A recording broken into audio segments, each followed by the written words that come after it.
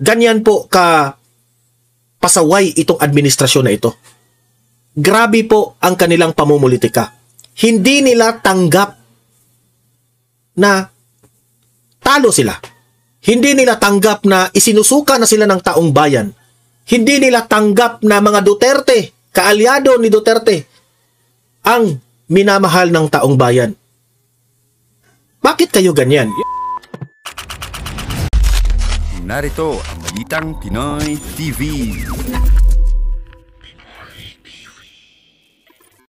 Heto na nga, no, pag-usapan natin itong trending na topic ngayon patungkol po dito kay Senator Bato de la Rosa, na itong si Remulla, Ombudsman Remulla, ay sabi niya ang ICC raw naglabas na ng arrest warrant laban kay Senator Bato. Okay, gaano ba ito katotoo? Dito natin ito malalaman. At kung totoo man na meron ng arrest warrant itong si Senator Bato sa ICC, ay may kinaugnayan ba ang ating presidente dito? May kinaugnayan ba ang ating administrasyon dito? Sinadya ba ito? Yan, malalaman niyo yan mamaya. Yan po ang ating pakinggan, reaksyonan, sabay-sabay tayong mag-react tayo dyan, ha? Okay? Pero guys, bago ang lahat, bago natin ito pag-uusapan, help me po na i-like muna, ha, at i-share itong video na ito para guys kakalat ito sa taong bayan. Okay, sabay-sabay nating i-like muna at i-share itong video natin, Facebook at YouTube. 1, 2, 3, go. Okay, like and share para maraming makalam. And also guys, paki-subscribe at paki-follow ito para lagi kayong updated sa mga balita na kagaya nito. At ma-notify ang inyong mga cellphones kung meron tayong breaking news. Okay? So, kagaya nito, breaking news ito. So, sabay-sabay nating i-follow, i-subscribe, Facebook at YouTube. Ready? Follow, subscribe. 1, 2, 3, go. Ayan, thank you very much. At heto, pumutok itong balita tungkol kay Senator Bato. Panoorin po natin ito. Posible umanong magpasko sa The Hague, Netherlands si Senator Ronald Bato de la Rosa kasama si FPRRD. Imagine that one. Posible raw magpasko si Senator Bato sa The Hague kasama si Duterte. Ganyan sila. Ako personal kong paniniwala ito, personal kong paniniwala. Mamaya i-explain ko. Naglabas na raw kasi ng arrest warrant ang ICC dahil sa umano'y madugong war on drugs ayon kay Ombudsman Boying Remulla. Pero ang ibang ahensya tila nagve-verify pa kung totoo umano ang bombshell statement ng Ombudsman. Narito ang Agenda Weekend Report ni Hannity. May naniniwala pa ba kay Remulla? Yan ang malaking tanong. Unang naglandfall ang isang bagyo kay Senator Bato de la Rosa at pwede ring granted na ang wish niya at sumunod na kay dating Pangulong Rodrigo Duterte sa ICC detention. Inilantad kasi ni Ombudsman Jesus Crispin Remulla nitong Sabado sa publiko na may warrant of arrest na umano ang ICC laban kay De La Rosa. Siya ang nooy PNP chief sa termino ni Duterte nang ilunsad ang kampanya kontra droga na Uplan-Tukhang. Ilang araw matapos maaresto Alam niyo, sa totoo lang, ito this is my own opinion, this is my own analysis. Yang sinasabi ni Remulla na ang ICC ay meron ng warrant of arrest, sa totoo lang, nung una tong pumutok itong balita na ito, sabi ko sa sarili ko, this is really part of their plan. Ako pwede ako magkamali dito pero wag nyo namang gaguhin ang taong bayan. Wag nyong ipasok sa bulsa ninyo ang taong bayan. Kasi po, yung na-analysis ko ito pwede ako magkamali dito. Pumasok ito sa utak ko. Sabi ko, parte ito sa kanilang plano. Sino ba si Bato de la Rosa? Tatakbo yan sa 2028. Pwedeng maging vice president yan. Okay? Si VP Sara, of course, presidente yan. At malakas ito. Pwede itong manalo. Ako po'y matagal ko nang nagduda ko na itong si Senator Bongo, Senator Bato de la Rosa, at si VP Sara, itong tatlo, gagawin nila ang lahat para i-discredit itong tatlo. Or gagawin nila ang lahat para mapatalsik sa pwesto o ma-disqualify sa 2028 election. Ganyan po ka pasaway itong administrasyon na ito. Grabe po ang kanilang pamumulitika. Hindi nila tanggap na talo sila. Hindi nila tanggap na isinusuka na sila ng taong bayan. Hindi nila tanggap na mga Duterte, kaalyado ni Duterte, ang minamahal ng taong bayan. Bakit kayo ganyan? Yun lang aking tanong. We are living on a country of a democracy. Ano ba ang democracy? Kung sino ang gusto ng nakararami, yun po ang sundin natin. Demokrasya tayo eh. Saan yung marami, yun ang mananaig. If sa karamihan sa mga Pilipino, ang gusto ay Duterte, irespeto natin yan. Pero sila, ano ginagawa? Si Duterte, ikinulong na nila. Si VP Sara, plano nilang ipa-impeach. Yan, sabi pa nga ni Manang Aimee, yung pagiging ombudsman ni Remulla. Si Manang Aimee ang nagsabi dito which is, sabi ko, may point rin na ang pagiging ombudsman ni Remulla, that is also part of their plan. Parang hindi na magkaproblema kung ano ang mga desisyon ng mga bangag na administrasyon. Before 2028, magulo ito. Yan ang masabi ko. Magulo in terms of yung impeachment ni VP Sara. Itutuloy nila yan. Yan ang analysis ko. Si Bato, ito na. Sinimula na nila. Yes, posibleng totoo itong sinabi ni Remulla na ang ICC ay naglabas na ng arrest warrant. At sa tingin ko, kung totoo man yan, tinutulungan yan ng administrasyon. Bakit itong si Remulla ay nagparamdam na ng ganyan? So meaning to say, bago sumingaw ang balitang yan, may alam sila, direkta sa ICC. Binibrainwash na nila ang tao ngayon Binigyan na nila ng hint at clue para hindi na masurpresa. Diba? Para totoo pala yung sinabi ni Remulla. Ganon. So ako po, sa madaling salita, naniniwala pa ako na this is part of their plan. Kasabwat po ang administrasyon dito sa ginagawa ng ICC. Duda nga ako idea ito ng administrasyon. Sinuggest lang doon sa ICC. Kaya nga sabi ko, yung ICC na yan, mga ano ka talaga kayo? Soon, may araw rin kayo, sa totoo lang. Ang kabutihan na create ng ating Panginoong Diyos ay hindi yan masusupil ng kasamaan. Yan lang talaga ang lagi kong pinanghahawakan. Itong taong ito, former President Duterte, ito lang ang taong nagbigay ng let us say a chance na maunlad ang ating bansa. Pero anong ginawa nyo? Kinulong nyo pa. At ngayong 2028, hindi pwede yan na ang kasamaan pa rin ang mananaig. Patuloy natin. Si Duterte at i-turn over sa ICC sa The Hague, Netherlands. Pumutok ang balitang pwedeng si De La Rosa ang isusunod ng International Tribunal. Pero tila unbothered ang senador noon at sinabi sa Senate media na handa raw siyang samahan ng dating Pangulo sa detention habang nahaharap sa crimes against humanity. Remember huwag kayong kaagad maniniwala kung ano ang sasabihin ng administrasyon.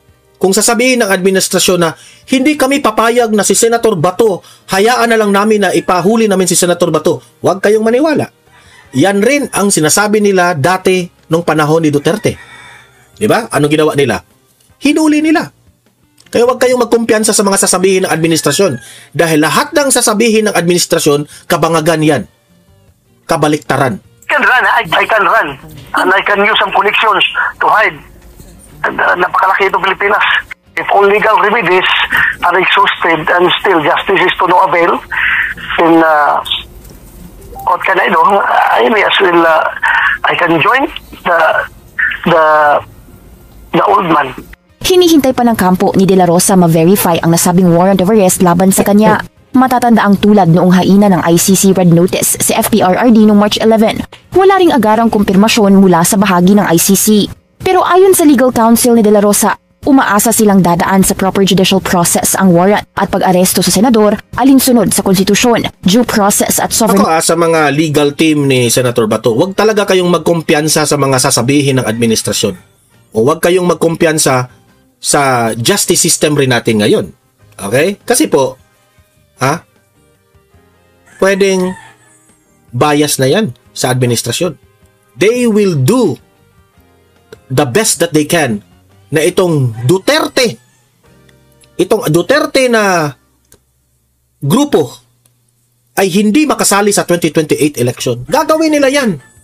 Putang ina kayo. Rights ng Pilipinas. Sa bahagi naman ng Senado, iginiit ni Senate President Tito Soto na para ma-preserve ang dignidad ng higher chamber, hindi nila papayagang may maarestong senador sa loob ng Senate premises. Pero sa labas ng premises nito, hindi na raw ito concern ng Senado. Una na rin kasing in-explore ni De La Rosa ang kanyang options at isa rito ang posibleng paghingi ng tulong sa Senado, oras na Ewan ko lang kung anong gagawin ni Senator Bato ha. Kung siya ba ay hindi siya magpahuli o tatakas pa siya. Ewan ko lang kung anong gagawin niya ha. ina ng warrant. Hanggat kaya nga niya, hanggat kaya ng Senate President na kupkupin niya muna ko, hindi niya muna ko isurrender kung may warrant of arrest na. Sa ICC documents hinggil sa kaso ni Duterte, may nakasaad na may co-perpetrators siya para i-neutralize umano ang mga target nilang kriminal kaugnay ng tukhang. Pero redacted ang mga pangalan nito. May chain of command umano ito at network para ma-implement ang sistematikong pagpatay. Sa pagtatala ng iba't ibang human rights groups, hindi bababa sa 6,000 individual ang nasawi sa kampanya kontra droga. Ayon naman sa DILG, as of noontime ng November 8, wala pang natatanggap na anumang red notice ang ahensya laban kay... Yung human rights na yan, mga dilawan rin yan Napupolitika rin Pero ang totoo niyan, ang taong bayan, nagustuhan nila ang ginawa ni Duterte.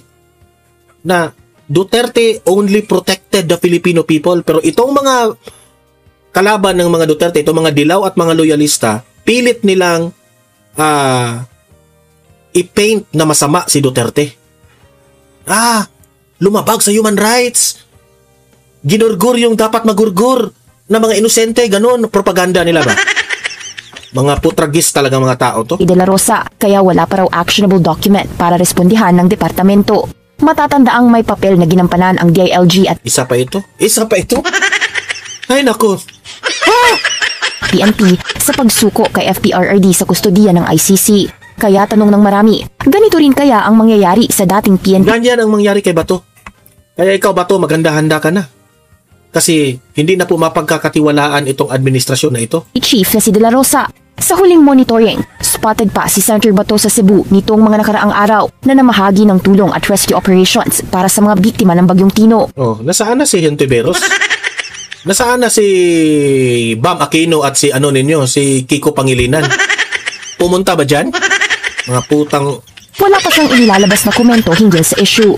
Para sa Agenda Weekend, Hannah T. Ay nako. Bato, mag-ingat ka. Alam nyo na. Eto, pakinggan natin itong vlog ni Attorney Vic. Hinamo ni Attorney Vic itong si BBM. Tingnan natin. Okay? Panoorin natin ito. Sa kapalpakan ni BBM ngayong administrasyon na ito. So ito ho yung ating pamagat. Hindi na may kukubli sapagkat tinapatan na po ng numero yung kanilang propaganda. Ulitin ko yung propaganda ho nila, deny. Ano po yung deny? They just deny when something goes wrong. Lahat naman talaga, matagal ko nang sinasabi, walang patutunguhan ng ating bansa. Hindi tayo makakaasa ng anumang pag-unlad sapagkat nakatutok sa maling direksyon ng ating bansa. Wake BBM. Dine-deny po nila yan. Pati nga po itong mga anomalous flood control funds at yung mga missing or substandard or ghost flood control projects, dine-deny din nila na ito ay naganap sa ilalim ng kasalukuyang administrasyon at pilit na ipinapasa doon sa administrasyong nakalipas. Correct. Yan naman po yung deflect. O ipasa mo, magturo ka. Kahit sino ituro mo. Diyan sila kahit magaling. sino. Throw him, throw her, throw them under the bus. Correct. Wag lang ang kasalukuyang administrasyon. At bahagi po dyan ang mainstream media. Tingnan ninyo yung mainstream media. Kontrolado at pilit magaganda lang ang linalabas. Wala tayong problema ron. Lahat tayo ay ambassador ng ating bansa. Dapat tayo lahat ay maging salesman ng ating bansa. Ibenta natin yung ating bansa dito sa ating bansa, sa loob, sa lokal, at pagtuwing tayo rin ay lumalabas, namamasyal, naghahanap buhay, nagmi-meeting, o kung ano man ang ating trabaho ginagawa pag tayo nag-abroad. Subalit, kinakailangan dyan, maayos, mainam, tapat ang pagpapatakbo ng gobyerno ng kahit na sinong administrasyon. Yun ho ang problema ngayon, panay propaganda. At kapag hindi na po nila kayang i-deny at hindi rin umuubra yung discredit, ang deflect, ginagawa po nila, discredit mo. I-discredit mo yung social media site, i-take down mo yung Facebook page, i-take down mo yung YouTube for violation of community standards. Ganyan sila. Marami po silang ginagawang kung ano-anong pambabraso pag hindi na talaga kaya. At pagkasukdulan na, sasabihin nila fake news. That is their way of discrediting. Ang gusto nila, yung mga salitang hindi makipaglaban ng patas. Namumutawi lamang mula sa kanilang bibig. Yan lamang ang gospel truth. yun nga ang punong-puno ng kasinungalingan. Kaya i-discredit to nila. Yung mga katulad ko, yung independent content creator, pagka hindi na nila kaya, i-discredit mo. Sabihin mo, fake news yan. Or papasukin mo yung trolls mo. But then again, yung Si Gutesa, diniscredit. trolls you're all welcome to visit my page, to engage. And thank you for always watching. Ibig sabihin, interesado din kayong matuto. Naintindihan ko naman trabaho lang yung sa inyo. Ayaw nyo magbanat ng buto, gusto nyo madaling pera, kagaya ng mga amo ninyo, so troll na lang kayo. But just this... Ito na nga mga kabalita. Ano na ang masasabi nyo patungkol sa balitang ito? Please comment down below mga kabalita. Pag-usapan natin yan sa comment section. At kung di ka pa nakasubscribe sa ating channel, baka naman